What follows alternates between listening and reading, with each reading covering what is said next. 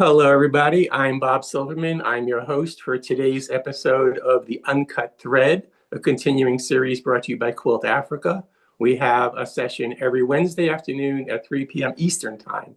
I'm today's host, and today's topic will be appreciation versus appropriation. And with me, my guest today is Montika Allen Atkinson, who is nice enough to join us today. So the two of us will be discussing this topic and showing some quilts as well. So first, I would like Montika, will you go ahead and introduce yourself? Tell the people how you got into quilting, how long you've been quilting, and kind of where you're at now with your quilting, if you would.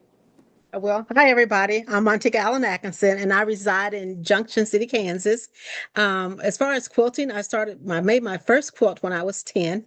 My mom was a seamstress, and I was always over her shoulder. I think I've told the story all the time because that's where I began. And so she was kind of sick of me, so she gave me these scraps and said, "Go do something with these." And so I wasn't into doll making and things like that. And so I thought, well, I think I had read somewhere before where I could make a quilt. And so I remember seeing something about a 9 patch. So I cut out this little cardboard square and made a 9 patch out of these 9 patch blocks. And I just started kind of strip them together. My hand sewing wasn't very good at 10. And so I left them just as they were. And so as time went by, I made these blocks, and then I wanted to put it into a quilt. And so then my dad found the lady that helped me put the blocks into, she said, "Oh, baby, you got to put those into rows." So I put them into rows, and I rode my bike back to her house and carried all these over there. Uh, Then she said, "You got to put it together in one big piece now." So I did that. And then she said, then I went back with that. And she said, "Well, now you need something to go in the middle." So I thought, well, what could I use? And so my dad and mom had this old blanket with like comb cotton with a satiny uh covering. So I took that down there. So we went to her bedroom. We laid one, and it was enough to make a double-sided one. So well, we laid that down on the bed, put that in the middle, put that one on top.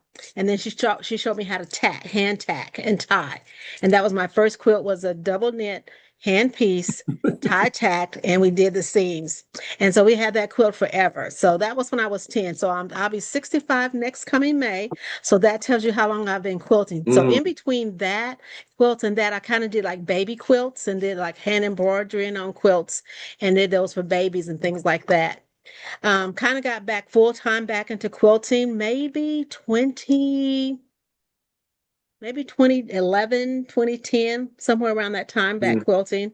And then I thought, well, I haven't found the lady who could quilt my quilts, and I was quilting so fast, piecing so fast, and it was kind of adding up. And I thought, I think I could buy my own long arm machine. I could pay myself to do my own quilts and mhm. see how much time it would be before I pay for my own long arm machine. So that's pretty much what I did. Had a dream about that long arm, walked into the store, and I thought, there's my machine. Well, And the guy name was Jeremiah. He said, "Don't you want to try it?" I says, "Nope, it's my machine." That's the one I had a dream of. That was the one in my dream. I seen it going out here in the boxes in my car. He just kind of looked at me kind of weird. And so my husband kept saying, "Get on there, try it." I says, "Nope, that's my machine." Had never even got on one at all. I only looked online and doodled. And so that's pretty much where I did. I started out with that double knit quilt, baby quilts, back into quilting, then kind of played into long arm. Kind of got into dyeing fabric, playing with, just looking online and looking, see what everybody else is doing. mhm. Quilt Art Magazine, all the traditional magazines that you look at and things like that, YouTubing, looking at that, and just kind of found my niche with African fabrics. One of my students' mother, Charissa Myers, who is a renowned dressmaker. And so she had never made dresses. And so she kind of got into the Ankara fabrics, making Mhm. Ankara skirts and things like that. So I would get her, she would sell me her scraps in huge garbage, like a black garbage bag full for Wow. like $60. I could get two of those sometimes for $60. And so when I got these scraps, I started putting those scraps back into Mhm. quilts and making things out of. And I thought, wow, that's a lot of fabric. And so I didn't really have a problem with cutting up the fabric because I only used scraps in the beginning.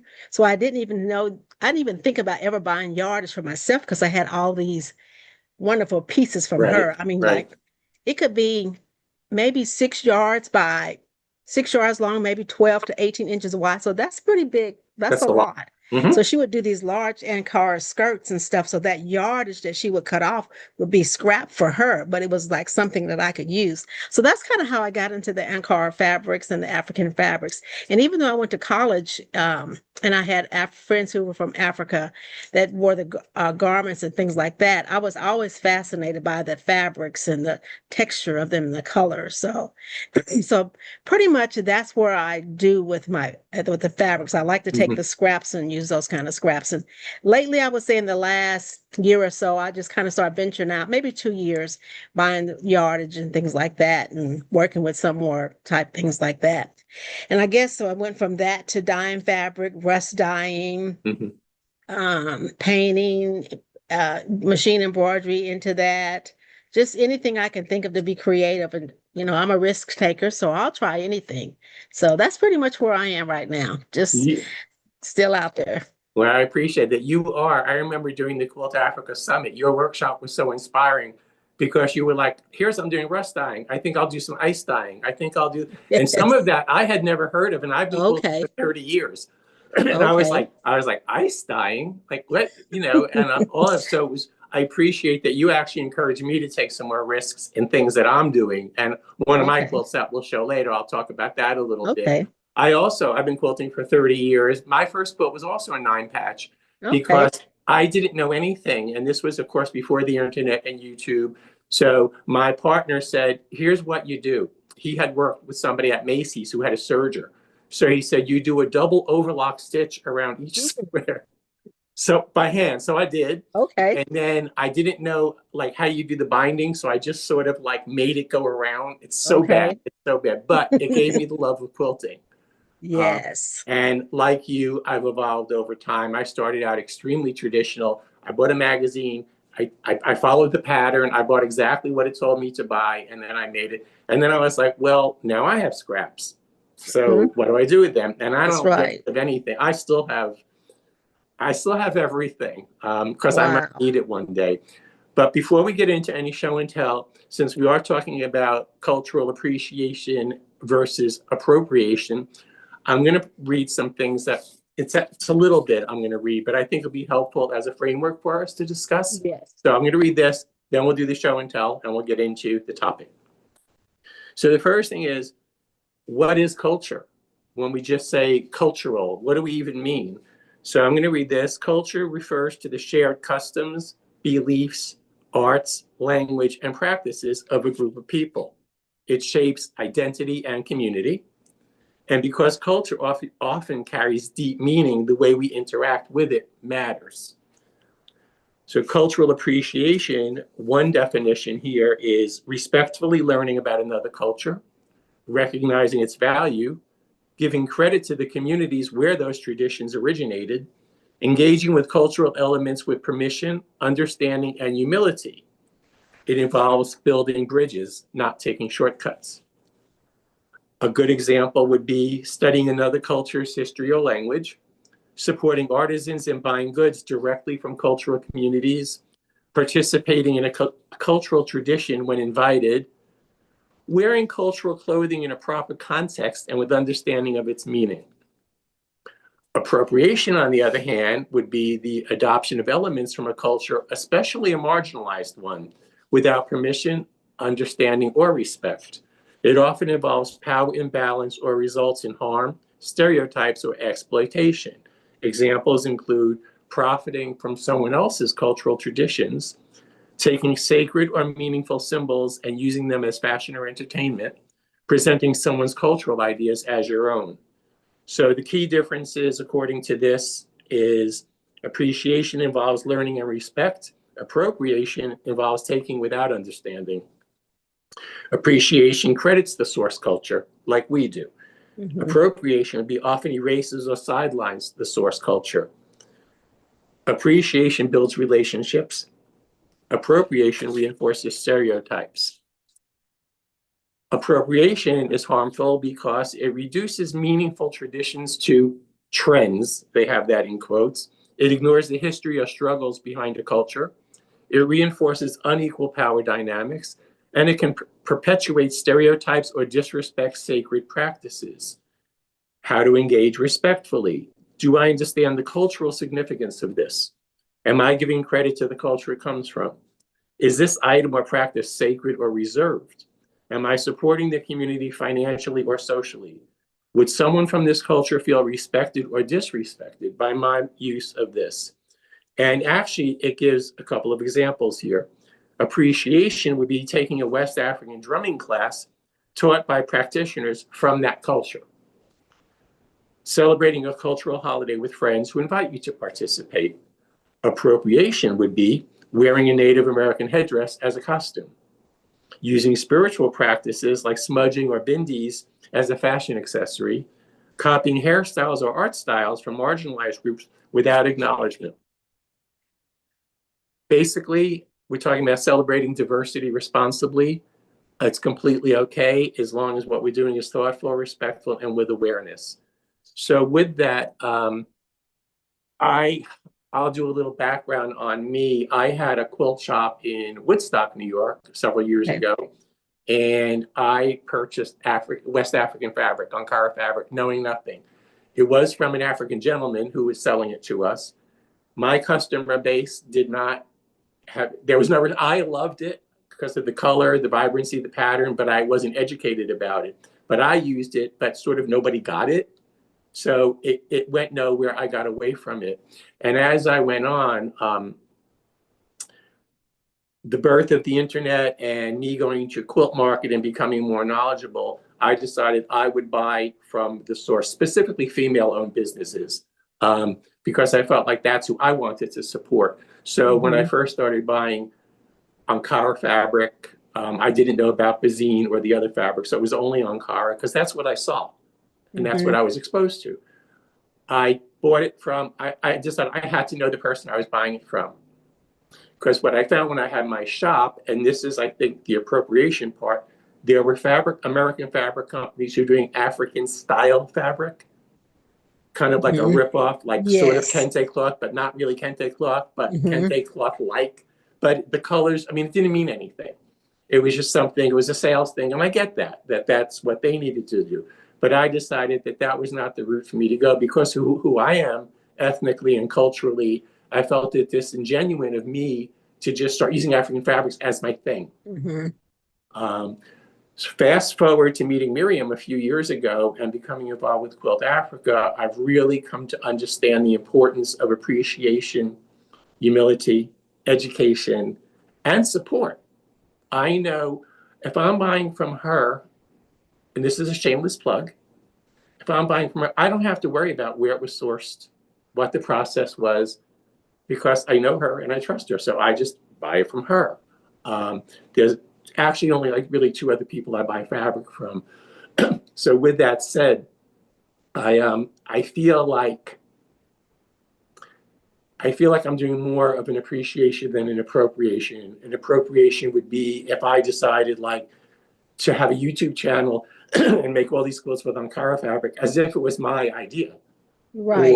Or some great thing that I was doing and then explain, like kind of like mansplaining it to people when it's not necessary to do that because the culture goes back way further than I do. So that kind of thing.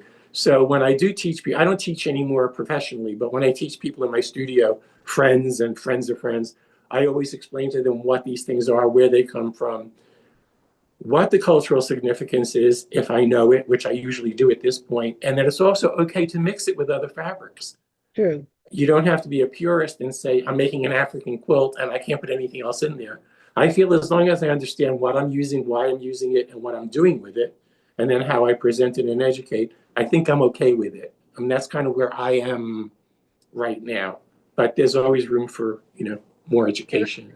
Yeah, and I'm kind of like you, Bob. I pretty much I buy from Miriam, and other than my and the person who I got my scraps from, she only sourced from a lady from out of New York, also that dealt with strictly Ankara fabrics, also who was African. So I felt like that I was doing the right thing by getting those scraps from her because she was getting them from a source that was coming from by way of a person who was from Africa who was selling them. And I'm pretty much like that too. If I buy from Marion and maybe one or two of the ladies, but they are strictly people who I know who are sourcing that fabric that I know that I'm going to be doing the right thing with the fabric. And so when people see my quilts, I tell them where I get my fabric from. and I tell them, that I trust where it's coming from. And I use it according to what I feel that's right within quilting. And I Mhm. tell them that don't be afraid to use the fabric as long as you're using it and you understand um, the fabric itself. You're not out there trying to wear a garb, and some people have a misconception of appropriate of should they use it if they're not African American. And I Right. tell them that you can use the fabric as long as you understand that you enjoy it and you're putting it to use there. That's fine. You're not out there trying to degrade it or use it in a way that's not meaningful to your quilt and that. So that I think that's helping a lot too, that appreciation of the fabric and people I'm feeling going to that they interrupt for 1 minute. I'm going to jump out for 1 second. April just texted me and asked okay, me to resend her the link to log in. okay, good. So I'm going to send this to Miriam and let her do that. They can do that through whatever Yes. technological magic they're Okay. doing. So April may actually be joining us. Yeah. Okay, good. I figured she would. I Because agree with she's you. I did feel like that, but it's like but it's always been a conundrum for me because the world has always been global. So it's really a yes. matter of my intent. I also use Japanese fabric. I use other fabrics. Same here. And I feel like I'm honoring it by actually especially if it's something vintage True. or that was going to be recycled or thrown in a dump somewhere. I'm actually doing something else with it, which we're very into these Yes. days, reuse, recycle. That's But right. I do think it would be like I have some tattoos. If I went and just got a random tattoo of an Adinka symbol or a Japanese Shinto gate, why would I do that? That's That would right. be appropriate. That would be inappropriate of me because That's true. that's not my cultural / religious, spiritual background. So I True. wouldn't do that. But if I purchase fabric from someplace in Japan and use it in a quilt, I think that's fine because they wouldn't be selling me something that they want to hold back for their own profit, I Exactly. believe. That's what I believe too. And that's how I feel. People say, don't you think it's tribal? Well, if it was tribal, it wouldn't be for sale. Marion wouldn't be selling it. I wouldn't get it from the person who other I get my material from. I'm only going to get the fabric from people that's going to be usable for us. The tribal stuff that they use for tribal ceremonies Right. or just for a specific one, they're not going to put that out there for public use. And so, just making sure they understand that part of that. When I had my shop, I just remembered I had also bought some Australian Aboriginal designed fabric. Mhm. But the company I bought it from actually sat down with me and they gave us like a little guide explaining what all the little dots mean. There was sugar ants, there was different. So I felt it was respectful. It was like, oh, cool. So I'll make something with this, and I can explain to people what these different things are from their heritage, and they get to share it. So I think it's a matter of like, is it sharing or stealing? I also think I'll just throw this in. It's hard to talk about cultural appropriation and refine it to just quilting in a way.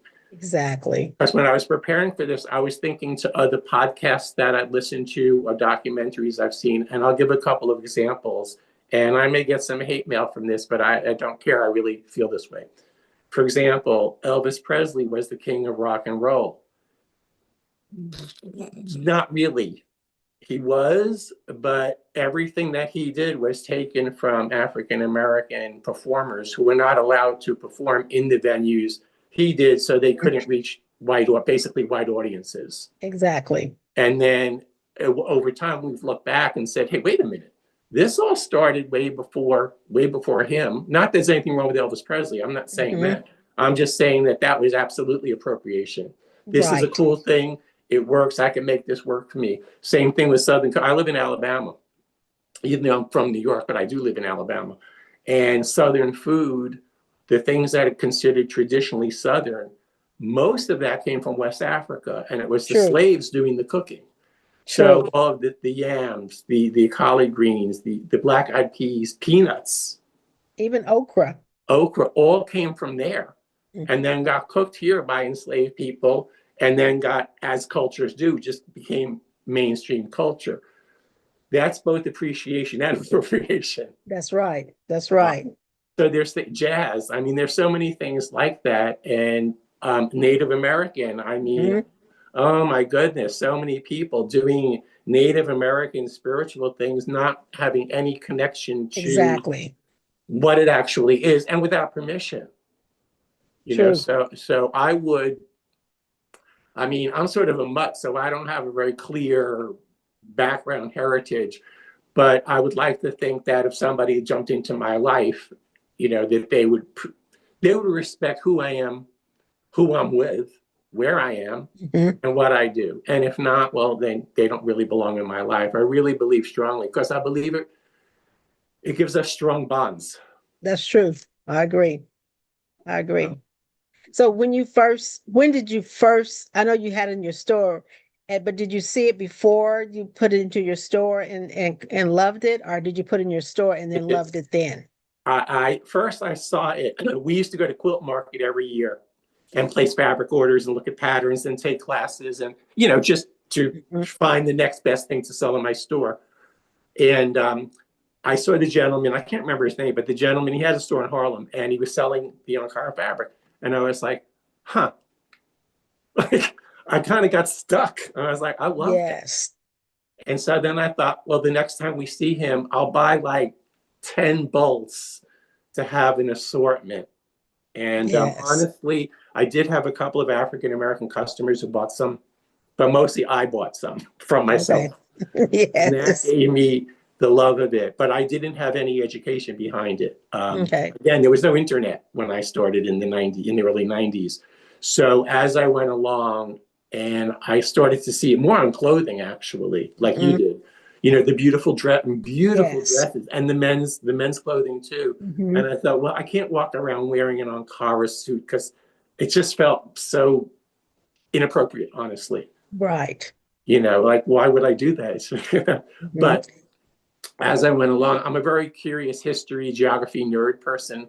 So I do like to know the story behind things. Exactly. So it really was more getting involved with Miriam, honestly, and learning about True. Bazine and Adire and the different, and then looking at the map and saying, oh, this comes from there. Exactly. Coincidentally, I was in a quilt shop in South Florida, and the lady was from Zimbabwe and her husband was from South Africa, both white people. And I don't know how we got on the subject, but I was showing her some of my quilts. She goes, "We use African fabric." I said, "I do." She goes, "Have you ever used shway shway?" I'm like, "I don't even know what Hmm. that is." So she just tossed some at me. She said, Oh, "Here, okay. take this. Here." She goes, "I don't want you to buy it. I'm just giving it to you. Then send me Okay. pictures of what you make." So it was like that. So then I like, oh, so that's from South Africa. That's And the their first, yeah, process. and the first time I heard from Sway Sway was when Marion mentioned it, Mm-hmm. and just through the knowledge of her teaching us that, and I was like, oh, and the Adira and all of that. So that kind of spread my knowledge base a little bit more and had me to venture out more. So I appreciate that learning that she gave us for that too. I So do too. yeah, I'm just checking on April here to okay. see if we know where she is. Oh, okay. There's a comment in the chat. I tend to think of appreciation as something that results from my developing an authentic aesthetic, which of course comes from understanding the materials, their origins, and spending time with colors. I would agree with that. And and the one thing I like about the using the African fabrics, I don't have to think about putting colors together. It seems like Hmm. the colors blend so well together. Like if I see one that's deep in purples and it has a little bit sky blue, and I know I can mix other colors in there without having to worry about a color palette or Right. worried about 10 boats that are in a scheme and I can pull from that. I can be as creative as I want to be creative. And that's what I like about the African fabrics too. And one tip I got from Miriam and from Kay Fassett, who's a pretty famous quilter who I've known Yes. forever. When I worked with him one time, he said, because a lot of his prints are large scale prints as Yes, they well. are. And he said, look at the side of the boat. Whatever color jumps out at you, is it blue? Use it as a blue fabric. Hmm. Cut the flower, cut this, don't worry about it. So that's what I started doing before the African fabrics. So then with the Ankara prints, which a lot of them are large scale prints, I just look at it and said, it looks like red to me. So I'll just cut it Hmm. up and kind of mix and match with other colors. And I've never used any of his fabrics because the pink that just doesn't quite register with Yeah, me. And so same here. pink is a hard color for me. And so I just have never just ventured into heads or tulip pinks. Someone gave me some scraps of tulip pinks and I just couldn't quite get there. It doesn't pull me like the African fabrics do. And Agree. Same exact thing here. What I did with her fabric is I had to pull out, actually with Shui Shui, I had to okay. pull out fabrics that read more solid because it was I was overstimulated. Yes, There was so yes. much going on that I had to like separate, like I fussy cut the lion's heads out Okay. and then put other fabrics because it was just too much for me to deal with. Lisa says, Miriam's teaching is where I learned about Adire. So speaking of quilts, that was the worst segue ever. Okay. If the powers that be would please show Montika's quilts slideshow, and we'll let her talk a little bit about them, please. Then. Uh-oh. Okay. Let's see what this says.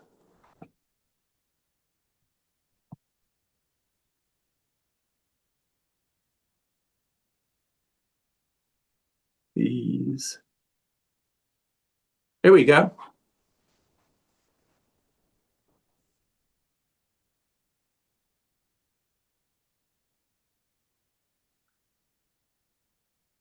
There you go. Okay. Yeah, this one was actually I made it to a baby quilt, and it was just like a jelly roll of yellows scraps that I got from Marion. And I just kind of just put them in a bag and pulled them out and put them all together. And that's an example of not having to work really hard. And to me, I think it balanced out pretty good. The browns pulled out, Mhm. the blues are in there, the blacks. And so I didn't have to think hard about it. And then I just blocked it with that black and then quilted it. And people say, well, what kind of quilting do you use on that?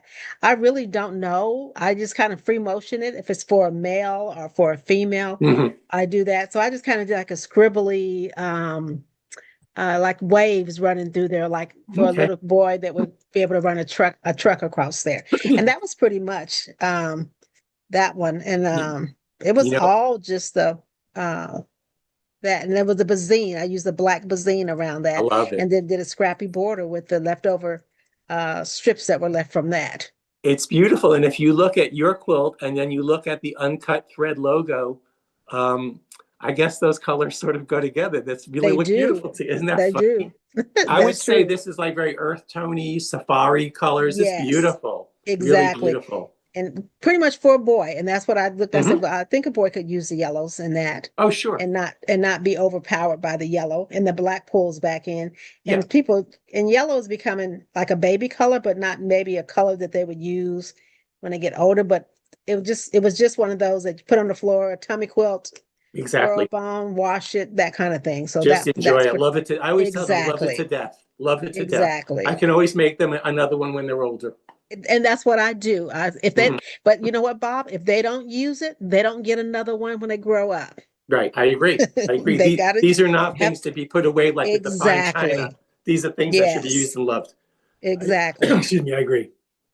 So All we right. can go ahead and go to the next one. I think I said, and this one I made for my little cousin, and used the scraps that I had left over, the bazine, and I just put that black and gold with it, and I had that polka dot fabric, and I just cut and put it back in there, and I actually threw some green around there too for that life, and on the back side of that I used the oh it's African too. I can't remember what I put on the back, but anyhow, I put a whole story with that. I use wrote a story for my cousin that goes with the different colors that we use, what gold means, what black means, why green, and Mhm. that kind of thing.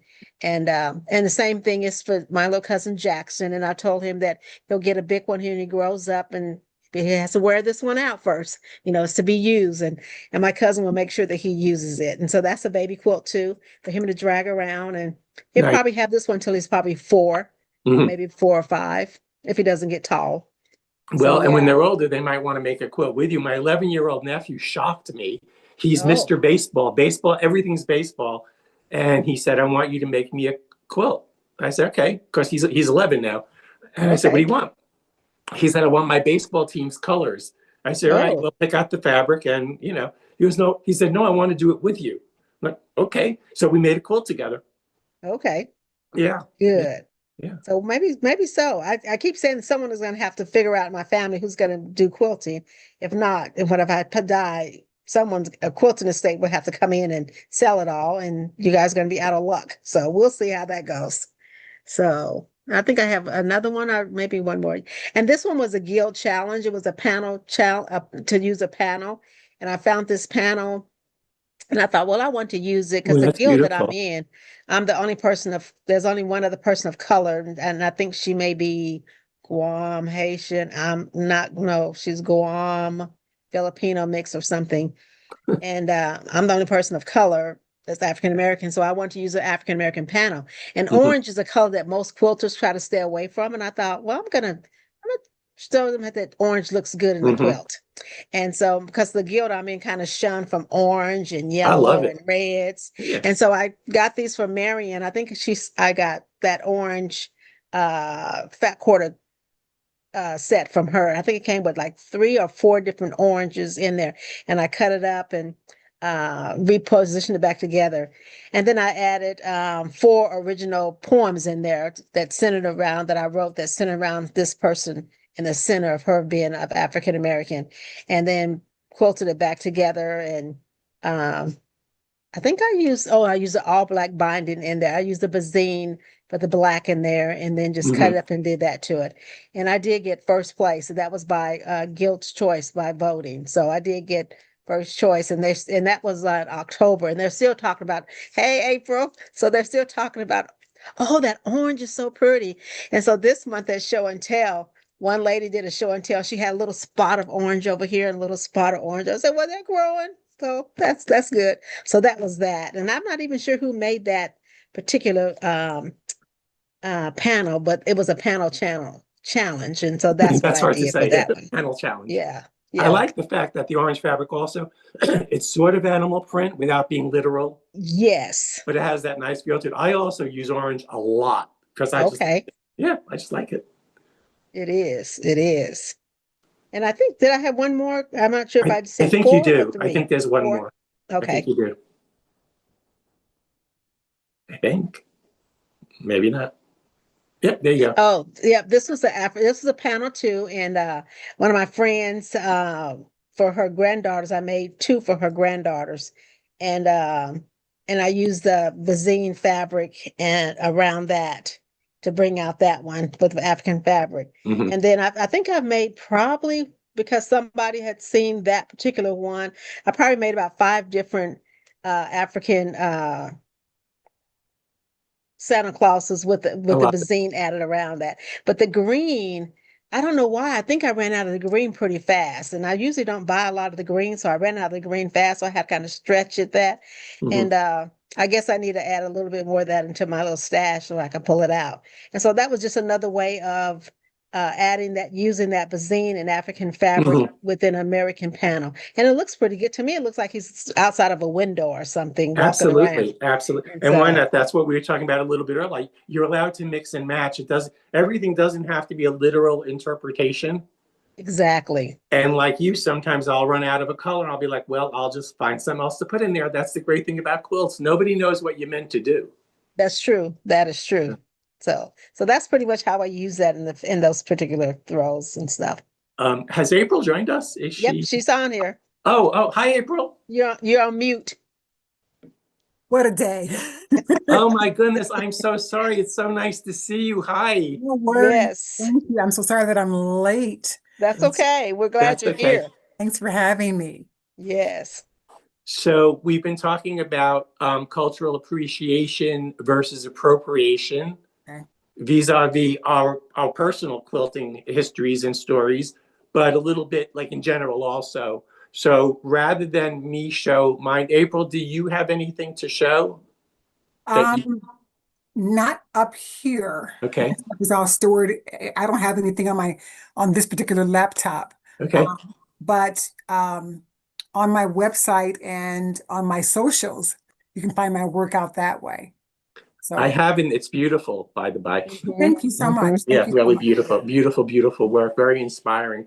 Well, introduce yourself, tell the audience a little bit about yourself, how you got into quilting, kind of where you're at now, and whatever else we need to know. Well, my name is April Anuship, and I was born a quilt maker. I got it honest. My mother and grandmother were quilt makers. My grandmother was a tailor. So sewing is in my blood. I began sewing at the age of 9. I Wow. would sneak. Okay. It's 9. I would sneak, and my mother had an old Singer sewing machine, and I would sneak and use her machine to make my doll clothes. I made all my clothes through high school and my family's clothes as well. But after high school, I fell in love with, well, I was watching public television one day, and a woman named Georgia Bonesteel had a show called Georgia Bonesteel Lap Quilting. And I thought I could try that, and I haven't turned back. I rarely make clothing anymore. Right. Honestly, I rarely make clothing. I think I fell in love with the freedom that quilting gives me. So I've been quilting for over 40 years. And I've taught quilting. I've shown in galleries here in Michigan and other states as well. It is a passion. It is an obsession. It's my drug of choice, right? It's my drug of choice. Well, I think we're all in the same cult. Yeah, yeah. There are worse things in life than quilting, right? So. Absolutely, absolutely. So what do you feel about in terms of, well, we're talking specifically about West African Ankara fabrics, Adire, Bazine, appreciation of that and the culture it comes from versus appropriation, where we find these things maybe on a fashion runway or an art show, and it's not in any context to anything, and frankly, maybe a little disrespectful. That's happened a lot.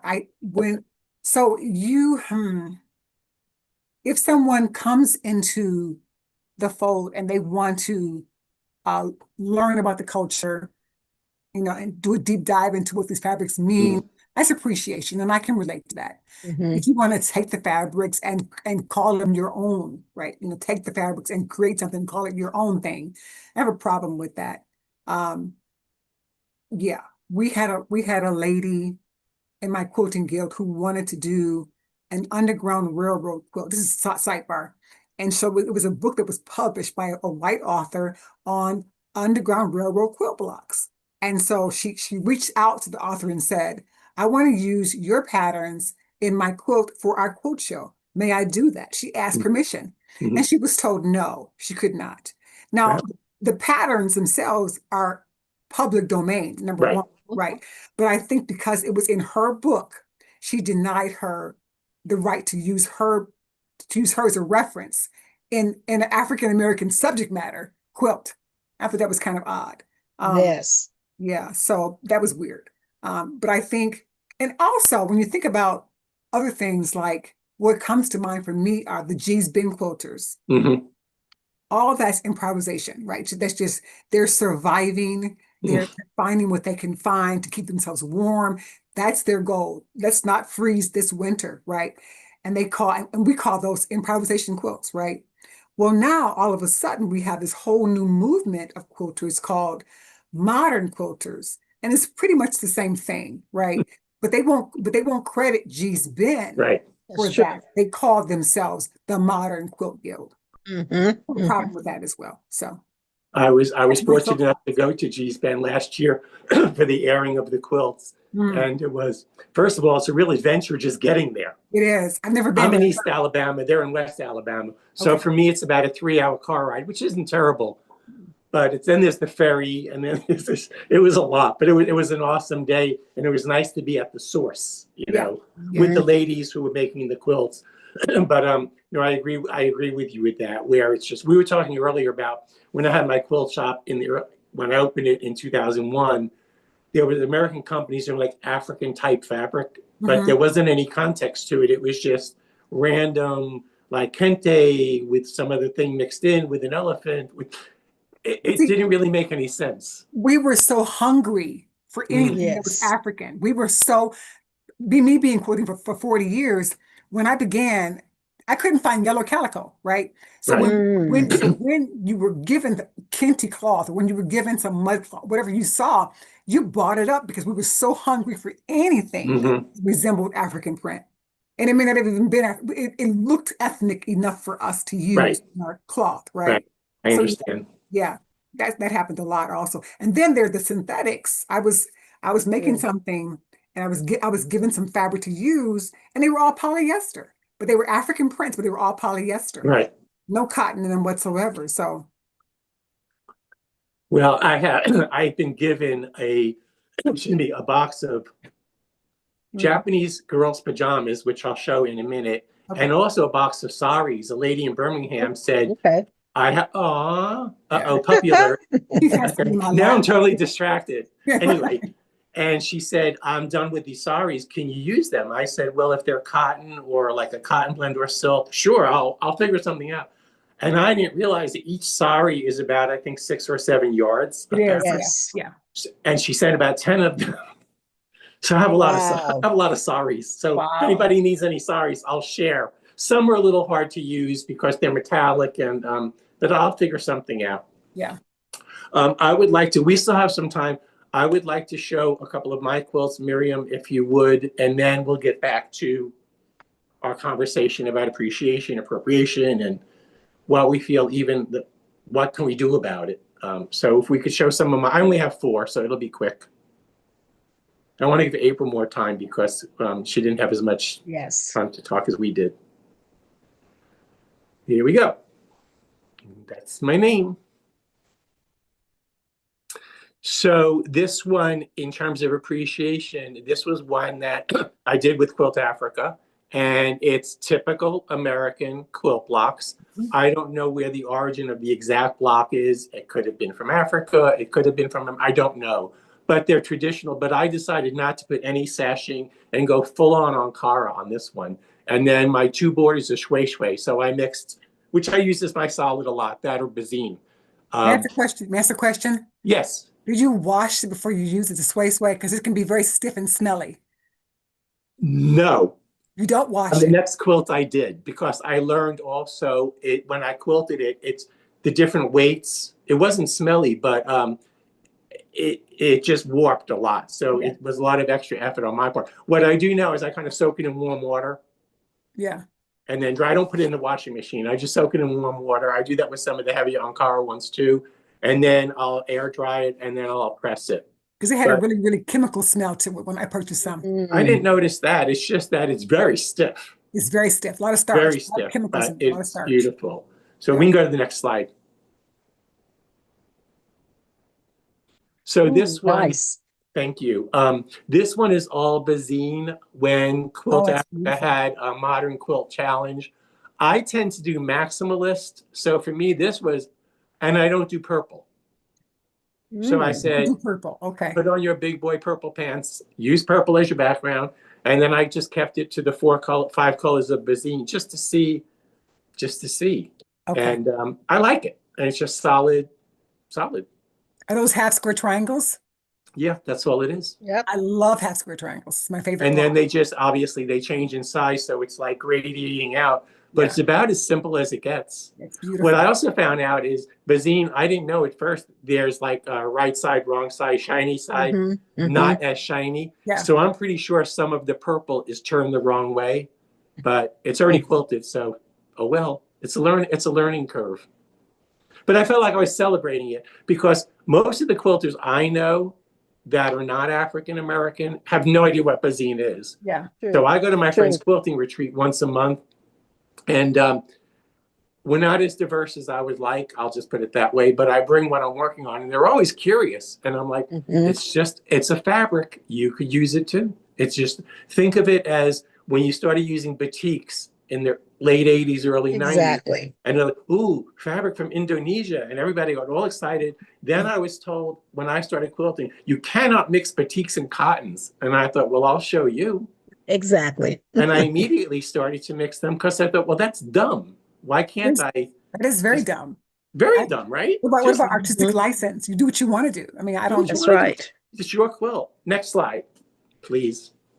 Oh, that's pretty. Not African Pretty. fabric, but this is an example of appreciation and upcycling that I just wanted to show. My friend that I quilt with said, I have these little girl pajamas from the 1960s that 1960 that my dad brought back from Japan. After World War II, there was a big market in selling things to the American GIs. And her dad brought home these little girl pajamas. It's 3 sisters, but they never wore them. So it was in this little cute box with a little snap. And she said, here, do something. And I was like, all right. So I just did this really simple quilt because it was very hard to work with. And the pockets from the robe and the pants are my cornerstones. Nice. You can actually use them and put things in there. Nice. But it wasn't, my example of this was, yes, it's fabric from Japan that was sold as a commercial thing, basically for the American market. Had I used something from there that somebody brought home that was from a religious ceremony or put aside for that purpose, it would have been awful for me to just cut it up and use it in a quilt. Yeah. I think. I think there's one more slide. I like that. This is my maximalist thing. And this was I bring this around. It's a small wall hanging. I bring this around as a little educational tool to show people, well, you can mix and match. There's Bazine, there's quilt shop fabric in here, there's Ankara. I left the selvages on just because I thought it was cool to do that. So you can read, I forget what it says, but you can read the selvage. And I did some curve piecing, some royage applique, just to show people, be free. If you don't like it, don't do it again. But try it, cut some curves, see what happens. Mix, go crazy. And then this one, it was the first time I had done facing instead of binding. Oh, yeah. So that was something new for me too, because I couldn't figure out, actually, I think Miriam suggested, why don't you just do facing? So this was sort of like my little homage to, Montika talked about having scraps. It's like, I have part of a layer cake. I have one charm square. Let me just mix and match. I like to do improv quilting where there's no pattern and I just start making stuff.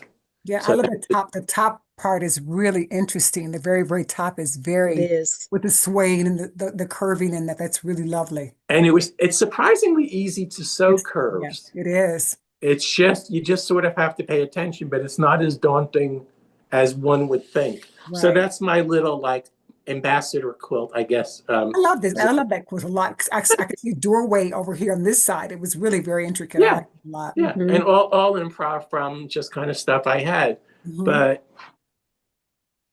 I am supposed to, as the host, ask this question.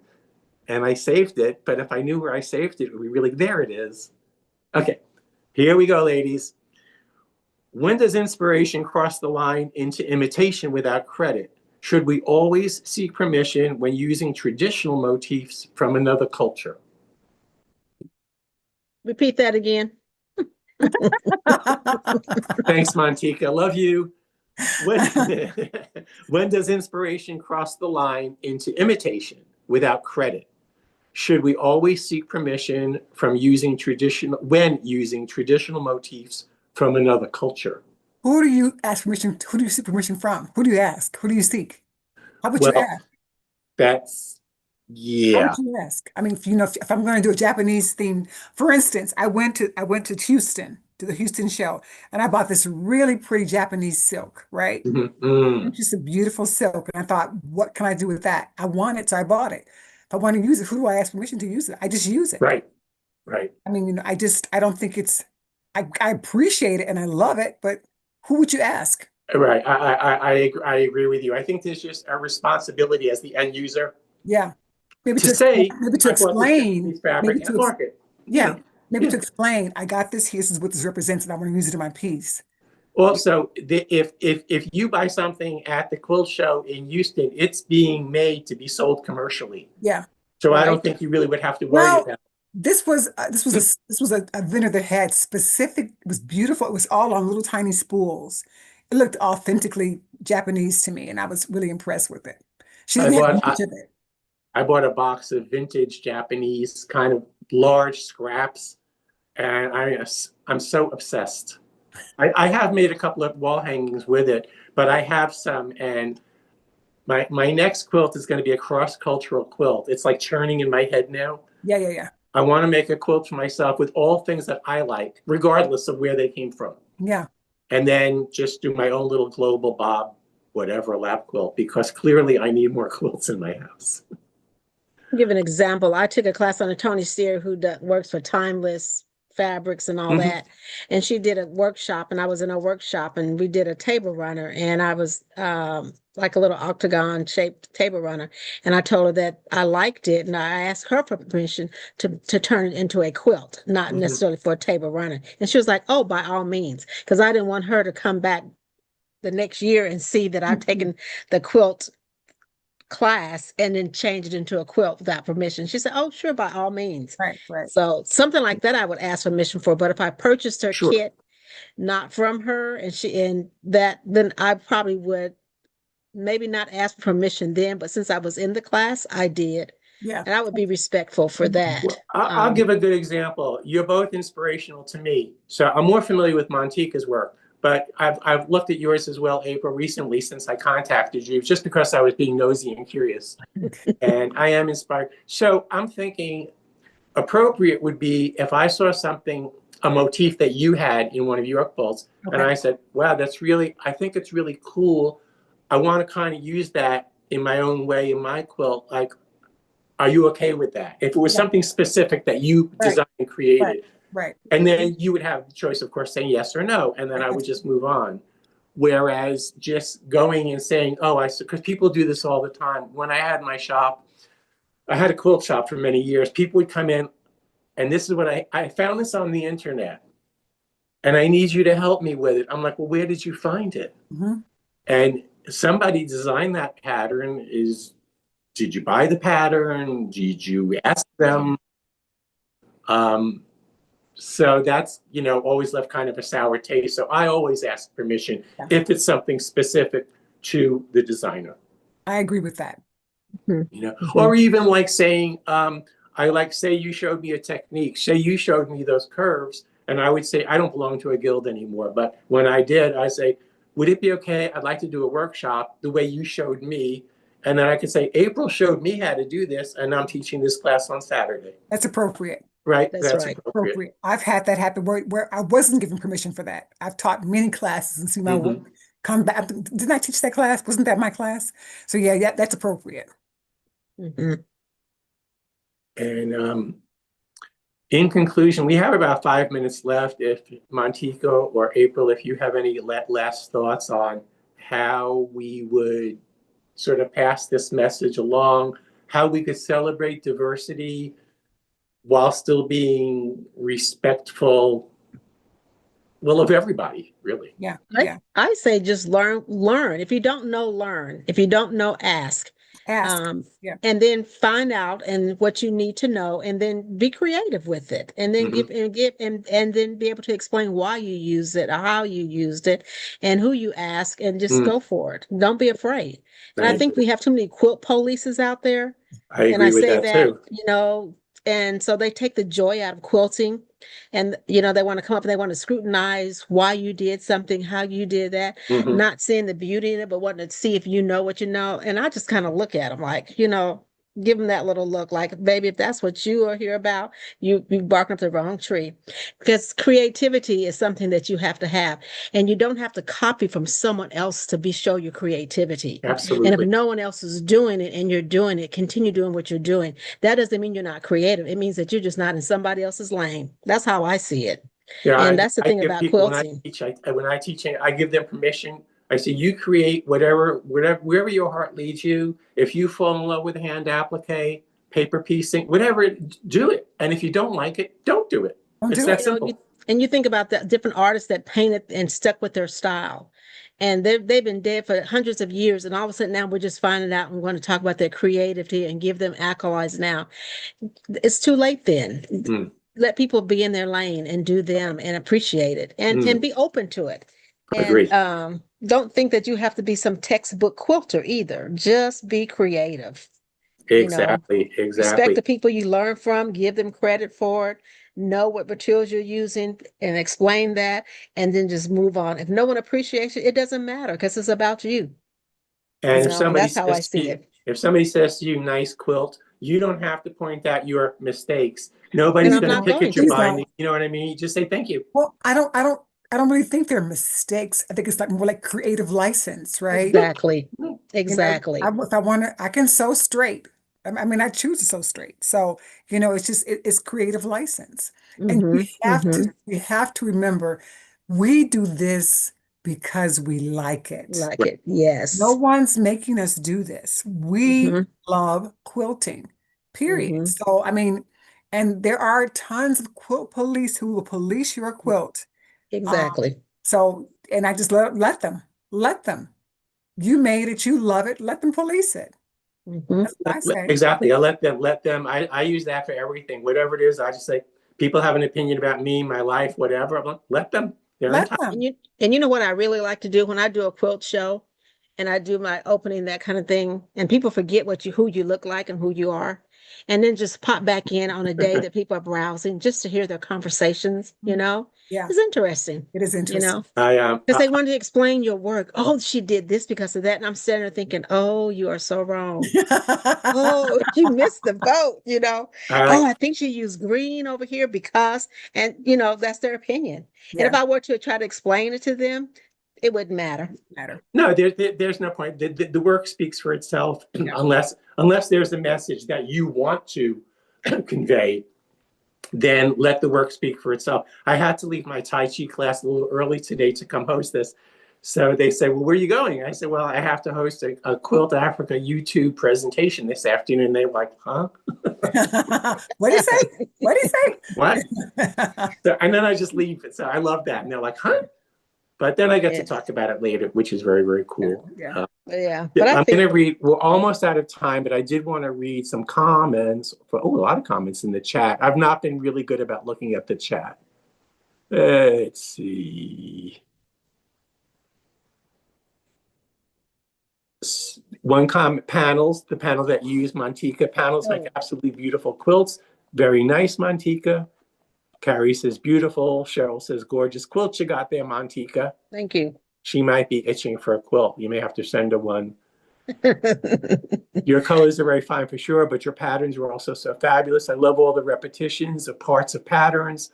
I'm thinking of the first one and the panel of the young woman, the one with Okay. all the orange around. See, that we Yes. all love. I must have missed that one. I don't think I saw that one. Yeah, you missed it probably. And the last comment from Lisa is, our creativity should not be stifled. Quilting is supposed to be an enjoyable art form, Mhm. which to Right. that I say, amen. That's Cheers. true. Cheers. All right. Well, ladies, we're out of time, but I want to thank you. So, April, I'm sorry that Me you didn't too. get late, but I'm we'll be glad you're doing here, other April. It's we'll be good to doing other see ones you. later. I We're may be having, getting back to you. please thank you. We're having a huge snowstorm out there. I'm not sure where you are, but I'm in Michigan. Oh And my goodness. Oh, it's definitely an inside day today, let me tell you. No, I'm in East Alabama where Uh, we don't do so. We yeah. have one flake of Yes. snow, we stay home. But I used to live in the Catskill Mountains, so I do know about snowstorms. yeah, yeah, Well, it's a good time to quilt. That's what I'm doing That's today. true. Good. That's true. Excellent.